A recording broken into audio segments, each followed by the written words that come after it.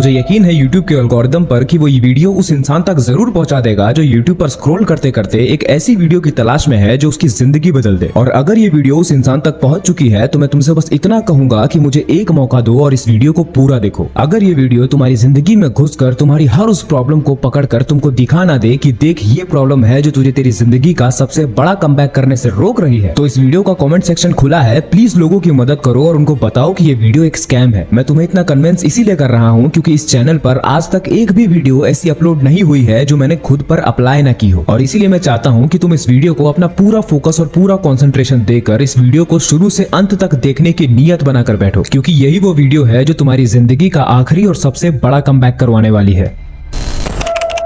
दोस्तों, स्कूल से pass out हुए मुझे लगभग 3 साल हो चुके हैं, और अगर आज भी मुझे मेरा कोई दोस्त मिलता है या फिर हमारे बीच में कुछ बातें होती हैं तो मुझे ये सुनने को जरूर मिलता है कि वो मुझसे कहते हैं कि यार मैं मेरी स्कूल लाइफ वापस जीना चाहता हूँ, मुझे स्कूल के दिनों की बहुत याद आती है। अब जब मेरे सामने ये बात हो रही होती है तो मैं थोड़ा ऑकवर्ड हो जाता हूँ और इस टॉपिक पर कुछ भी बोलना पसंद नहीं करता, और उसका रीजन ये है कि मुझे मेरे स्कूल लाइफ की बिल्कुल भी याद नहीं आती, और ना ही मैं ये सोचना पसंद करता हूँ कि मुझे मेरी स्कूल लाइफ वापस जीनी है। अब मुझे गलत मत समझना, मैं स्कूलों को खराब नहीं बोल रहा हूँ, बहुत सारे अच्छे स्कूल भी होते हैं, लेकिन मेरा स्कूल मेरे लिए एक जेल था, और मैं उस जेल का एक कैदी था जिसे रोज मार मार कर वो काम करवाया जाता था जो उसे पता ही नहीं था कि वो क्या है और क्यों है। जब जब वो कैदी कहता था कि पता नहीं क्यों लेकिन मुझसे ये नहीं हो रहा, तब तब उसे दूसरे कैदियों को दिखाया जाता था और कहा जाता था कि देख ये लोग किस तरह से चुपचाप बात मान के मेहनत कर रहे हैं, ये कर सकते हैं तो तू भी कर सकता है, और अगर हम जो तुझे काम बताएंगे वो तू नहीं करेगा तो तुझे ना तेरे घर वालों से प्यार मिलेगा और ना ही हमसे इज्जत। और यही सब मेरे साथ भी हो रहा था। इसी वजह से धीरे धीरे मुझे भी ये लगने लगा कि अगर मैं पढ़ाई के अलावा कुछ भी करता हूँ तो वो एक वेस्ट ऑफ टाइम है। लेकिन मैं कई बार अपने आप को पुश करके देख चुका हूँ, मुझसे ये पढ़ाई होती नहीं है, और ना ही मुझे ये कोई बताता है कि मेरे साथ ऐसा क्यों हो रहा है। सब के सब सिर्फ और सिर्फ मुझे डराने में लगे हैं। तो फिर बस मैंने ये बात एक्सेप्ट कर ली कि हाँ मुझसे ये पढ़ाई नहीं होगी और मैं एक लूजर हूँ और मुझे कोई हक नहीं है कि मुझे प्यार और इज्जत मिले। जैसे जैसे मुझे ये रियलाइज करवाया जा रहा था कि अगर मैं पढ़ाई में अच्छा नहीं हूँ तो इसका मतलब ये है कि मेरी इस दुनिया में कोई औकात नहीं है, वैसे वैसे मैं अपनी ही सेल्फ रिस्पेक्ट को मारता जा रहा था। अब मैं जो बोलने जा रहा हूँ उसे ध्यान से सुनो, क्योंकि हो सकता है कि ये तुम्हारे साथ भी हुआ हो। जब भी किसी बच्चे के अंदर अपनी खुद की सेल्फ रिस्पेक्ट होती है तो जब भी कोई टीचर उसे डांटता है या मारता है तो वो बच्चा अपनी गलती को समझना चाहता है। अगर उस बच्चे को बिना किसी गलती के ही मारा गया होता है तो या तो वो विरोध करता है, और अगर विरोध नहीं कर पाता तो वो रोता है। लेकिन क्योंकि मैं अपनी सेल्फ रिस्पेक्ट को मार चुका था, मैंने रोना भी छोड़ दिया था। मुझे पता था कि अगर मैं पढ़ने में अच्छा नहीं हूँ तो मैं एक लूजर हूँ और एक लूजर डिजर्व करता है मार खाना। लेकिन तुम अपने आप को कितना भी छोटा बना लो, तुम्हारे अंदर कोई होता है जिसे खुला आसमान चाहिए होता है, जिसे आजादी चाहिए होती है। तो इसी वजह से कुछ ऐसे टाइम भी आते थे जब मैं अपने उस छोटे इंसान वाली इमेज को एक्सेप्ट नहीं करता था। मेरा मन करता था क्रांति करने का, मेरा मन करता था सब कुछ बदल डालने का। बहुत ज्यादा झेल लिया था मैंने, और अब मुझे इज्जत चाहिए थी, अब मुझे ताकत चाहिए थी। मैं अपने आप से कहता था कि अब मैं ऐसी पढ़ाई करूंगा, अब मैं ऐसा कमबैक करूंगा कि सब के सब मुझे देखकर चौंक जाएंगे। दोस्तों, अब मेरा आपसे ये सवाल है कि कहीं आप भी कुछ ऐसा ही कमबैक करने के बारे में तो नहीं सोच रहे, जिसमें आप जिस रास्ते पर भागना चाहते हो वो रास्ता सचमुच में आपका है नहीं, वो सिर्फ आपका एक इम्पल्सिव डिसीजन है, और आपके उस इम्पल्सिव डिसीजन में ना ही कोई क्लैरिटी है, ना ही कोई सही डायरेक्शन है, सिर्फ और सिर्फ सोसाइटी की गुलामी है। एक बात याद रखना कि अगर सोसाइटी के जेल के कैदी हो तुम, तो तुम बस उतनी ही दूर जाओगे जितनी जोर से सोसाइटी तुमको डंडा मारेगी, और जैसे जैसे डंडे का दर्द कम होने लगेगा तुम धीमे होने लगोगे। तुम्हें धीमा होते देख सोसाइटी फिर से डंडा मारेगी और तुम कहोगे कि मुझे एक बार और कमबैक करना है। जब तक सोसाइटी का पट्टा तुम्हारे गले में पड़ा हुआ है तब तक जितना भी कमबैक करोगे वो एक गुलामी ही होगी, क्योंकि कमबैक करने के बाद तुम्हें जो भी मिलेगा वो तुम्हें कभी चाहिए ही नहीं था। याद रखना, गुलाम अपने लिए काम नहीं करता, वो काम करता है अपने मालिक के लिए, और काम करके उसे जो फल मिलता है वो भी उस मालिक का ही होता है। अगर सचमुच में अपनी जिंदगी का सबसे बड़ा कमबैक करना चाहते हो तो सबसे पहले सोसाइटी का पट्टा अपने गले से निकालो और अपने दिल की असली जरूरत को पहचानो, और ऐसा करने के बाद जो तुम कमबैक करोगे वो तुम्हारी जिंदगी का आखिरी कमबैक होगा। इसीलिए अब जो बोलने जा रहा हूँ उसे ध्यान से सुनना। देखो, एक चीज ध्यान से समझ लो कि तुम कोई भी वो चीज पूरे दिल से कर ही नहीं पाओगे जिस चीज को तुम जानते नहीं हो, जिस चीज को तुम समझते ही नहीं हो। और सोसाइटी का पट्टा गले में डले होने का यही मतलब है कि जो बोला जा रहा है उसे चुपचाप करो। तुम किस डायरेक्शन में जा रहे हो और जिस भी डायरेक्शन में जा रहे हो उस डायरेक्शन में क्यों जा रहे हो ये सब डिसाइड सोसाइटी करेगी, रिलेटिव्स करेंगे, पेरेंट्स करेंगे। तुम्हारा काम बस ये है कि जितना कहा जा रहा है उतना करते चलो। इसीलिए जिस रास्ते पर तुम कमबैक करना चाह रहे हो पहले ये डायग्नोज करना होगा कि ये रास्ता सही भी है या नहीं। अब देखो, घर वालों ने, स्कूल ने, रिलेटिव्स ने, सोसाइटी ने तुम्हें तुम्हारा काम बता बता के तुम्हें एक दुनिया दे दी है, और अगर तुम उस दुनिया के हिसाब से चलते हो तो तुम उनके लिए अच्छे हो, और नहीं तो तुम्हारी कोई इज्जत नहीं है। तो सबसे पहले ये इज्जत वगैरह की परवाह हटा के तुमने जो भी कुछ मान लिया है यही करना होता है, ऐसे ही जीना होता है, ये सब थोड़ी देर के लिए साइड में रखो। अपने लाइफ के बिना ठीक से सोचे समझे हुए गोल्स को थोड़ी देर के लिए साइड में रखो, और अब ये देखो कि तुम्हारी जरूरत क्या है, तुम्हारे लाइफ की अर्जेंसी क्या है, जो करना जरूरी है। पैसा जरूरी है, हेल्थ जरूरी है, एक फुलफिलिंग लाइफ जरूरी है, दुनिया का नॉलेज जरूरी है। मैं बिल्कुल फंडामेंटल्स की बात कर रहा हूँ, ताकि तुम्हें पता रहे कि जो भी कुछ तुम कर रहे हो इस वक्त तुम्हारी लाइफ के लिए यही बेस्ट है। तुम ये ना सोचो कि यार देखो दुनिया ये कर रही है, वो कर रही है, ऐसा कर रही है, वैसा कर रही है। तुम्हें दुनिया के बारे में नहीं सोचना, तुम्हें इस वक्त अपने आप को देखना है कि तुम्हारे पैर कहाँ पर अटके हुए हैं और तुमको वहां से अपने पैर को बाहर निकालना है। अगर पैसा कमाना इस वक्त तुम्हारी जिंदगी की सबसे बड़ी जरूरत है तो सबसे पहले जो दुनिया ने तुम्हें बता रखा है, जो सोसाइटी ने तुम्हें बता रखा है, उसे जरा साइड में करो। बिल्कुल फंडामेंटल्स पे चले जाओ और पहले ये समझो कि इंसान को इस दुनिया में पैसा मिलता कब है, वो पैसा कमाता कब है। इंसान को पैसा तब मिलता है जब इंसान इस दुनिया को बेहतर बनाने में कोई कंट्रीब्यूशन देता है। उसे पैसा तब मिलता है जब वो इस दुनिया की या फिर इस दुनिया में रहने वाले लोगों की किसी प्रॉब्लम को सॉल्व करता है, जब वो उनकी जिंदगी में कोई वैल्यू ऐड करता है। अब जैसे ही तुमको ये बात पता चल गई, तुमको एक बेस मिल गया कि तुम स्टार्ट कहां से करोगे। अब तुमको एक रूल मिल गया जिसे फॉलो करके तुम आगे बढ़ सकते हो। अब तुम बैठ के ये फिगर आउट कर सकते हो कि मैं ऐसा क्या करूं, ऐसी क्या प्रॉब्लम सॉल्व करूं कि लोग मुझे उसके बदले में पैसे दें। और अगर मुझे पता चल जाता है कि मुझे क्या करना है तो मैं कैसे उसे छोटे से छोटे लेवल से स्टार्ट करके बड़े से बड़े लेवल पर ले जा सकूं। बिल्कुल इसी तरह से हेल्थ भी है। जिम में अगर कंसिस्टेंट होना चाहते हो तो पहले ये समझो कि जिम जाना क्यों है। क्या एक अच्छा शरीर तुम्हारी सिर्फ एक इच्छा है कि हाँ अगर बॉडी बन गई तो लोग इंप्रेस हो जाएंगे, लड़कियां पास आ जाएंगी? अगर तुम्हारा ये रीजन है जिम जाने का तो ये रीजन बहुत ज्यादा स्ट्रॉन्ग नहीं है। लोग अगर तुमसे इंप्रेस ना भी हो तब भी तुम्हारे लिए चलेगा, इसलिए तुम जिम कंसिस्टेंटली नहीं जाओगे। लेकिन अगर शरीर बनाना तुम्हारी अर्जेंसी है, तुम ये समझ पाते हो कि ये दुनिया कमजोरों को दबाती है, जो रोता है उसे रुलाती है, लेकिन ताकतवरों पर उसका कब्जा नहीं चलता। और मैं नहीं चाहता कि मुझे कोई दबा पाए, कोई दर्द दे पाए। मैं अपने आप को कमजोर नहीं देख सकता, इसीलिए मैं जिम जाता हूँ। तो ये रीजन बहुत ज्यादा स्ट्रॉन्ग है। ये रीजन तुम्हें हर रोज जिम में भेजेगा, क्योंकि ये रीजन तुम्हारी जिंदगी की अर्जेंसी है। अगर जिम नहीं जाओगे तो ये एक्सेप्ट कर रहे हो कि जब तुम्हें कोई थप्पड़ मारे तो तुम उसे सह जाओगे, कोई तुम्हें दबाएगा तो तुम रोने लगोगे, लेकिन कभी विरोध नहीं करोगे। अगर इस पूरे चैप्टर को मैं एक लाइन में एक्सप्लेन करूं तो मैं ये कहूंगा कि कोई नया गोल जो तुम्हें हर रोज सोसाइटी देती है वो तुम्हारा कमबैक नहीं करवा सकता। अगर कमबैक करने की कोशिश भी करोगे तो बार बार करना होगा, क्योंकि तुम बार बार हारोगे। तुम्हारी वर्तमान हालत तुम्हारा कमबैक करवा सकती है, क्योंकि उससे तुम ज्यादा कनेक्टेड हो। तुम्हें पता है कि अगर तुमने अपनी हालत ठीक नहीं की तो तुम बर्बाद हो जाओगे। तुम्हारे पास कोई चॉइस नहीं है। दोस्तों, ये जो मैं बातें बोल रहा हूँ ये जनरल बातें हैं, ये सब पर अप्लाई हो सकती है। लेकिन अगर आप चाहते हो कि स्पेसिफिकली आप पर बात हो, आपकी प्रॉब्लम पर बात हो, तो आप मुझसे 1-to-1 कॉल पर बात कर सकते हो, डिस्क्रिप्शन के पहले लिंक पर क्लिक करके।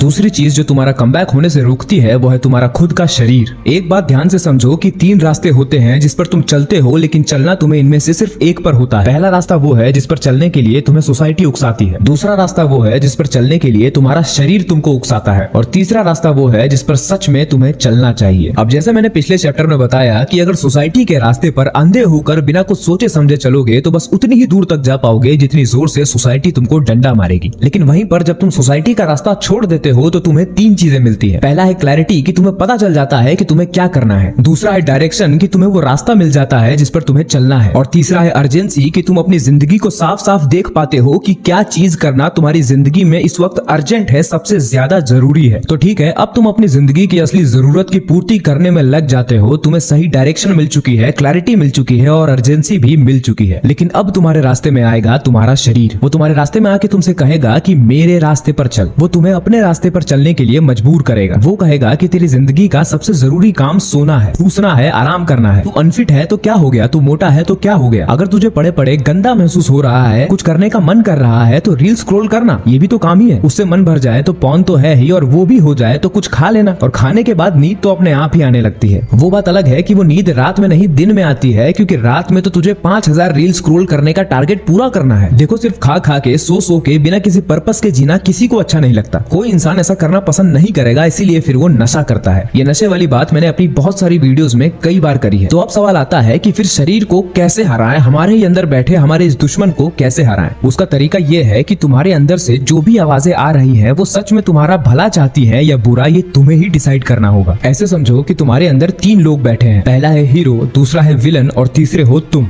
अगर हीरो तुमसे कहता है कि आज 5 घंटे काम करना है, फिर तुम कहते हो कि हाँ आज तो काम करना है। उस वक्त विलन चुपचाप बैठा होता है, लेकिन जब काम करने का समय आता है तब विलन आता है और बोलता है 5 मिनट बाद शुरू करते हैं। अभी थोड़ा इंस्टाग्राम देख ले, किसी का मैसेज तो नहीं आया है। इस वक्त तुम्हारे अंदर जो विवेक है, जो विजडम है, वो काम आना चाहिए। तुम्हें ये पता चलना चाहिए ये कौन है जो तुम्हारे अंदर से बोल रहा है, हीरो है या विलन। एक बार तुमने ये आइडेंटिफाई कर लिया कि कब कौन मुझे इन्फ्लुएंस करता है और ये जो आवाजें आ रही हैं मुझे इनकी बातें माननी भी है या नहीं। उसके बाद आता है अगला स्टेप और वो ये है कि तुम्हें ये पता लगाना है कि तुम कब कब अपने आप को विलन की बातें मानने से नहीं रोक पाते। देखो, जब हम हाईली मोटिवेटेड होते हैं तब हमारे अंदर ताकत होती है कि हम सही डिसीजन लेंगे और उसका पालन करेंगे, लेकिन दिन के कुछ ऐसे हिस्से भी होते हैं जब हम हाईली वल्नरेबल होते हैं। उस वक्त चांसेस ज्यादा हैं कि हम गलत डिसीजन लेंगे, जैसे कि सुबह वाला समय जब हमें सुबह जल्दी उठना होता है, या फिर लंच के बाद वाला समय। इस वक्त हमें ताकत नहीं होती कि हम हारने की जगह लड़ने का फैसला करें, सोने की जगह काम करने का फैसला करें। तो अगर तुम में सच में नियत है जीतने की, अपनी जिंदगी का हीरो बनने की, तो तुम सबसे पहले तो अपने आप पर विश्वास करना बंद करो कि नहीं, मैं नहीं हारूंगा, मैं नहीं आलस दिखाऊंगा, मैं नहीं सोऊंगा। अगर ये तुम्हारी रियलिटी है कि तुम विलन की बातें मानकर हार जाते हो तो इसे एक्सेप्ट करो, लेकिन अब कोई ऐसी योजना बनाओ कि जब तुम सबसे ज्यादा कमजोर हो तब भी तुम लड़ने के लिए मजबूर हो जाओ। फॉर एग्जाम्पल, अगर सुबह 5 बजे उठना है तो सिर्फ अलार्म लगाने से काम नहीं चलेगा। किसी ऐसे दोस्त को पकड़ लो जो रोज 5 बजे उठता है। अगर दोनों ही नहीं उठते तो एक स्पॉट बनाओ कि सुबह 5 बजे से पहले यहाँ आके खड़े होना है। जो नहीं आया या फिर लेट हुआ तो लेट होने पर 50 रुपए देने पड़ेंगे और ना आने पर 100 रुपए। और अगर दोनों ही नहीं आए तो दोनों मिलके 300 रुपए किसी तीसरे इंसान को दोगे। अगर ये वाला आइडिया सही नहीं लगे तो दोस्त को बोलो कि मुझे फोन मत लगाना, मेरे घर के सामने आके जोर जोर से मेरा नाम चिल्लाना, मुझे बुलाना। जब तक मैं उठ के तेरे सामने आके खड़ा ना हो जाऊं तब तक मुझे बुलाते रहना। अगर मेरे पेरेंट्स डांटेंगे भी तो मुझे डांटेंगे क्योंकि मैं तुझे इंतजार करवा रहा हूँ। और अगर मैं तेरा फोन ना उठाऊं तो सीधा मेरे पेरेंट्स को फोन लगाना और उनसे कहना मुझे उठाने के लिए। इस तरह से तुम्हें डिसिप्लिन होने के लिए खुद को मजबूर करना होगा, वरना अगर सिर्फ अलार्म लगाकर अपने आप पर विश्वास करके सो जाओगे कि मैं तो उठ जाऊंगा तो फिर तो नहीं होने वाला, क्योंकि उस समय तुम नहीं होते, उस समय तुम पर कोई और हावी होता है। और तुम्हें पहले से ही जुगाड़ करना होगा कि जब वो तुम पर हावी हो तो तुम उसे हरा सको। अगर अपने विल पावर से नहीं हरा सकते तो अपनी प्लानिंग से हराओ, लेकिन ये सारी प्लानिंग, ये सारा जुगाड़ तुम तभी करोगे जब तुम सचमुच में वो काम करना चाहते हो। तुम्हारी सचमुच में नियत है उस काम को करने की, लेकिन उसको करने का जब समय आता है तब तुम हार जाते हो। लेकिन अगर तुम्हारी नियत ही नहीं है उस काम को करने की तो तुम तो अलार्म लगाने की भी हिम्मत नहीं करोगे। दिल से तो तुम चाहते हो कि तुम जहां हो वहीं ठीक हो, बस बाहर बाहर से नाटक कर रहे हो कुछ करने का। याद रखना, अगर तुम्हारी नियत ही नहीं है काम करने की तो शायद तुम ये वीडियो भी बस अपने आप को जताने के लिए देख रहे हो कि हाँ मैं कुछ कर रहा हूँ। अगर तुमने कभी किसी दोस्त के साथ कहीं घूमने जाने का प्लान बनाया है तो तुम उस दोस्त को तो कभी मना ही नहीं सकते जो जाना ही नहीं चाहता, लेकिन तुम ये देखना कि वो सीधा मना नहीं करेगा, वो दुनिया भर के बहाने मारेगा। तुम उसके हर बहाने का सॉल्यूशन उसे दे दोगे तो आखिरी में उसे मजबूर होकर ये बोलना ही पड़ेगा कि भाई देख, असली बात तो ये है कि मैं जाना ही नहीं चाहता। तो जरा अपने आप से भी सवाल पूछ लेना कि सचमुच में मजबूर हो या फिर नियत ही नहीं है काम करने की। अपने आप को ये बोलना कि मैं अभी सॉल्यूशन ढूंढ रहा हूँ, अभी रास्ता ढूंढ रहा हूँ। ना जाने कितने रास्ते तुमने दिन भर में ढूंढ लिए और ना जाने कितने रास्ते तुम दिन भर में और ढूंढोगे, लेकिन जाके सीधा काम नहीं करोगे। एक बात ध्यान रखना कि the magic you are looking for is in the work you are avoiding and the regret of time wasted is wasting more